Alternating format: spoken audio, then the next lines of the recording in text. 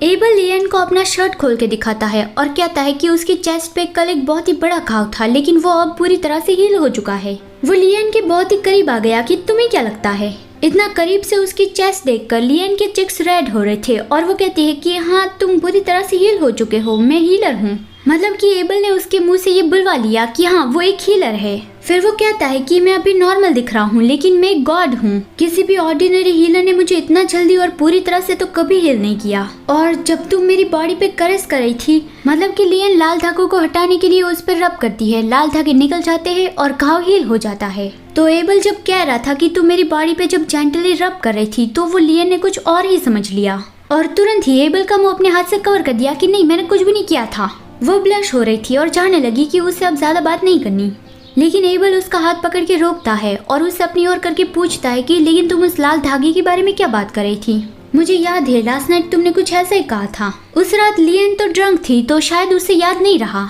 Able उसे अपने साथ ले जाने लगा कि हम उस बारे में बाद में बात करेंगे, तुम अभी मेरे साथ चलो। अगर तुम मेरे साथ रही तो मैं गारंटी देता हूँ कि तुम्हारी जिंदगी ऐशो आराम से गुजरेगी। लियन सोचती है कि नहीं, ऐसा नहीं हो सकता, मैं ग्रीम रिपर के साथ नहीं जाना चाहती, मुझे कोई ना कोई बहाना ढूंढना होगा। मेरे दिमाग जल्दी से काम पे लग जाओ। और उसने ये बहाना मारा कि उसने एक लाइफ टाइम कॉन्ट्रैक्ट किया है, तो फिर वो ये टेम्पल छोड़ के नहीं जा सकती। लेकिन एबल उसकी ओर स्माइल करके कहता है कि बस यही तुम्हारी प्रॉब्लम थी, तुमने पहले क्यों नहीं कहा। लियन कंफ्यूज थी, लेकिन तुरंत ही उसे पता चल गया कि उसका मतलब क्या था। एबल ने अपना साइट निकाला, मतलब कि ग्रीम रिपर की स्वॉर्ड, और वो अपने बड़े बड़े काले पंखों के साथ पहुंचा सर्कोपिया के पास और कहा कि मैं इस इंसान को अपने साथ ले जाने वाला हूँ, क्या तुम्हें कोई प्रॉब्लम है? अगर कोई प्रॉब्लम है या फिर तुम्हें पैसे चाहिए तो बता दो। सर्कोपिया डर के मारे कांपने लगा था और कहता है कि बिल्कुल भी नहीं, मुझे कोई प्रॉब्लम नहीं है, प्लीज आप उसे ले जाइए। एबल लियन की ओर स्माइल करता है कि तुमने सुना ना उसे, और वो लियन को अपने साथ ले जाने लगा कि चलो इंसान। लियन सर्कोपिया को इशारों में ही कहती है कि फादर, मैंने आपकी जान बचाई थी, कुछ तो कहिए। लेकिन वो लोग डर के मारे कुछ भी नहीं कह पाए और रोते हुए उसे विदा कर दिया। फिर एबल उसे एक ब्रिज तक ले आया जो नर्क तक जाता है।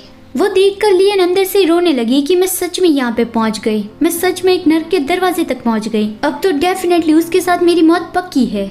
एबल उससे अपने टेम्पल तक ले आया और यहाँ तक चल के आने में वो बहुत ही थक गई थी। तभी एक स्केलेटन उसकी ओर भागता हुआ आ रहा था और वो एबल को बुला रहा था कि मास्टर आप आ गए। लियन डर के मारे एबल के पंखों के पीछे छुपने लगी कि स्केलेटन हिल रहा है, ये सब क्या हो रहा है। तभी उसके पीछे से पूरा स्केलेटन का झुंड आ रहा था कि ये तो एक इंसान है, एक इंसानी लड़की। लेकिन एबल ने उसकी ओर बहुत ही गुस्से से देखा तो सारे स्केलेटन रुक गए। फिर एबल लियन को अपने पास खींचता है और कहता है कि ये इंसानी लड़की मेरी है, अगर किसी ने भी उसे छूने की हिम्मत की तो मैं एक के बाद एक उसकी हड्डियों का चूरा कर दूंगा।